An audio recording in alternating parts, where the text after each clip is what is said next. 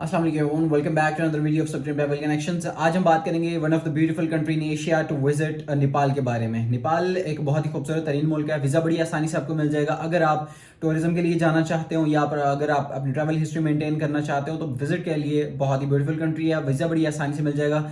चंद मिनटों के अंदर हम इस स्टेप्स के ऊपर बात करने वाले हैं। फर्स्ट स्टेप में हम बात करेंगे डॉक्यूमेंट्स के बारे में कि क्या डॉक्यूमेंट्स हमें रिक्वायर होंगे, एंड द सेकंड स्टेप में हम प्रोसीजर के बारे में बात करने वाले हैं।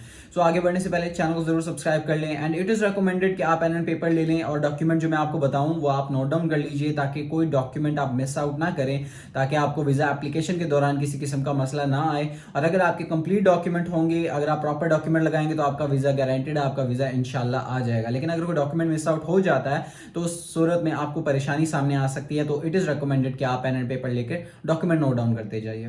तो सबसे पहले अगर बात कर ली जाए डॉक्यूमेंट की, तो एज यूजुअल आपको अपना 6 मंथ वैलिड पासपोर्ट चाहिए। 6 मंथ वैलिड पासपोर्ट का मतलब ये होता है कि आपकी जो पासपोर्ट की मुद्दत है वो कम से कम भी 6 माह से ज़ायद होनी चाहिए। वो 6 माह से अगर कम होती है तो आपका वीज़ा, आपका पासपोर्ट उस सूरत में कंसिडर वैलिड नहीं किया जाता। आपको ये ध्यान रखना होता है कि 6 माह से ज़ायद ही उसकी एक्सपायरेशन रहती हो। सबसे पहले पासपोर्ट आप ले लेंगे। सेकंड में आपको अपनी रिसेंट पिक्चर चाहिए। पिक्चर का साइज 1.5 बाय 1.5 होगा। साइज को नोट डाउन करें, साइज बहुत इंपॉर्टेंट है। 1.5 बाय 1.5 की आपको रिसेंट पिक्चर चाहिए, एंड इसके साथ आपको आपका CNIC, आपकी CNIC कॉपी, चाहे वो कलर्ड कॉपी हो या ब्लैक एंड व्हाइट हो, डजंट मैटर, आपकी दोनों सूरतों में एक्सेप्टेबल है, आपको अपनी कॉपी चाहिए होगी। एंड इसके अलावा आपको आपकी एक होटल बुकिंग की जरूरत पड़ेगी। जो आप जिधर भी नेपाल में जिस होटल में जाना चाहते हो वहाँ की आप होटल बुकिंग करवाएंगे।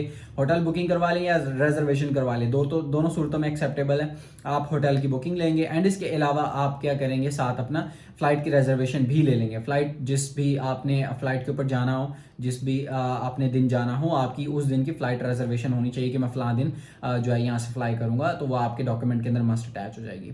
एंड इसके अलावा आपके पास आपका COVID-19 सर्टिफिकेट लाजिम मौजूद होगा इस एप्लीकेशन के साथ। ये आपका मस्ट है, ये डॉक्यूमेंट आपको जरूर अरेंज करना है। एंड इसके साथ साथ आपकी बैंक स्टेटमेंट मस्ट रिक्वायर है। 6 माह की आपके पास वैलिड बैंक स्टेटमेंट होगी जो कि एक्टिव होगी।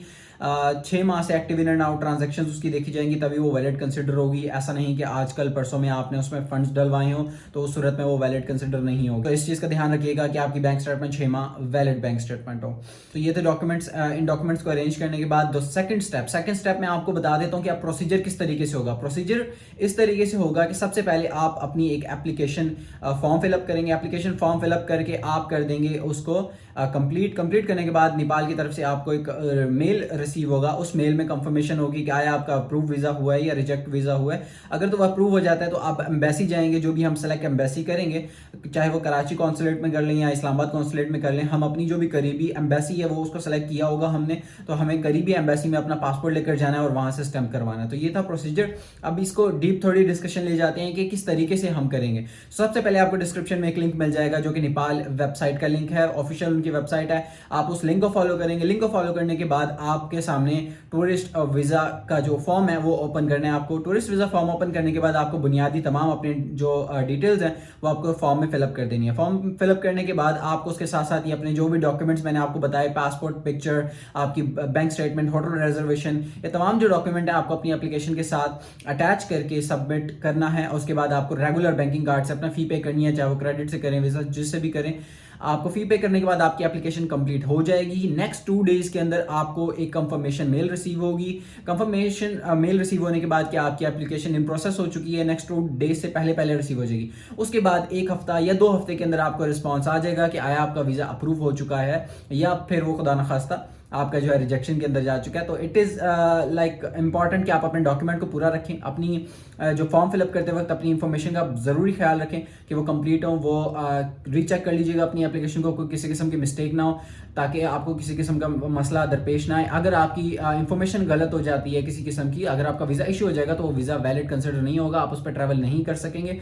सो एप्लीकेशन को रीचेक जरूर कर लीजिएगा। आपको 1 से 2 हफ्ते के अंदर ही जैसी रिस्पांस आ जाए कि आप अपना पासपोर्ट जो है वो लेकर अपनी करीबी एम्बेसी में आ जाइए। तो कोशिश कीजिएगा कि आपकी करीबी एम्बेसी सेलेक्ट करें। आप जैसे कि अगर इस्लामाबाद के करीब हैं तो आप इस्लामाबाद एम्बेसी सेलेक्ट करेंगे। अगर आप कराची के गिरदोनवा में रहते हैं तो आप कराची कॉन्सुलेट को सिलेक्ट करेंगे ताकि बआसानी तरीके से आप एम्बेसी विजिट कर सकें। जैसे ही आपके पास कंफर्मेशन आ जाएगी, आप अपना पासपोर्ट लेकर जाएंगे, बगैर किसी अपॉइंटमेंट के आप वहाँ जाएंगे और अपना पासपोर्ट आप वहाँ से स्टैंप करवा लेंगे। तो इस तरीके से आपका वीज़ा जो है अप्रूव हो जाएगा। Now you can travel on this visa. आपके पास स्टैम्प वीज़ा आपका पासपोर्ट के ऊपर आ चुका है, अब आप अपने पासपोर्ट के ज़रिए ट्रैवल कर सकते हैं।